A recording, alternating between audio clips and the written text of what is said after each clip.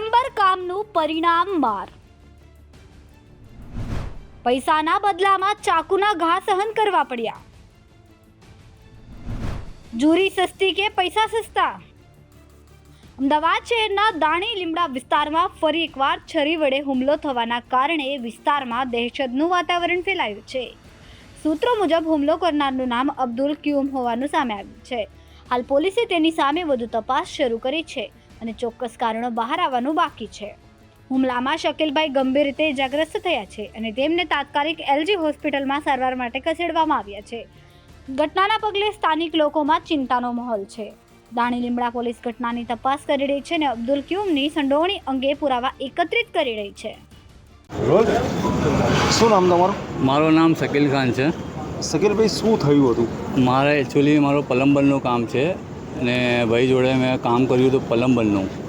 તે મજૂરી મારી બાકી હતી.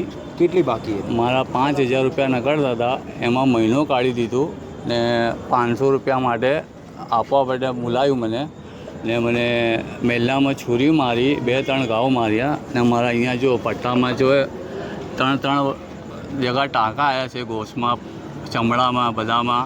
બહુ મારો હાથ બધું ફેલ થઈ ગયું છે. ડૉક્ટર કહે 6 મહિના લાગશે રિકવરી આવવામાં. મારી બહુ ગરમી આવક છે, બહુ સિરિયસ હાલત થઈ ગઈ છે ને કોઈ મને રિઝલ્ટ આપ્યું નથી ને દવાખાનામાં બી કેસ કર્યું છે પણ કોઈ રિઝલ્ટ મળ્યું નથી મને. ને મારા દાણી લીમડા ડિવિઝનમાં ફરિયાદ કરી છે પણ એમાં બી કોઈ કાર્યવાહી થઈ નથી. મને કોઈ રિઝલ્ટ જોઈએ છે.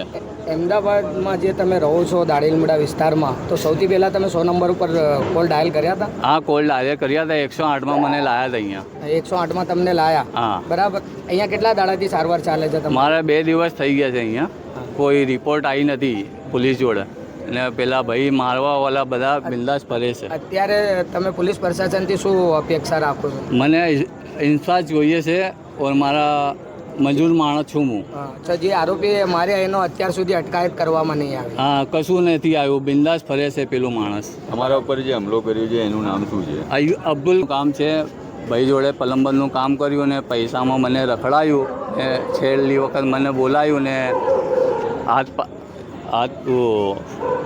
ચાલકી કરીને છોરી તમારા ઉપર હુમલો કરવામાં આવ્યો? હા, ડાયરેક્ટ હુમલો કરવામાં આવ્યો. હથિયાર જોડે? આપણે છુરી હતી. તમને જ્યારે માર્યું ત્યારે ત્યાં કોઈ હાજર હતું કે ના, કોઈ નથી. હું એકલો હતો. તમને કોણે છોડાયું છે?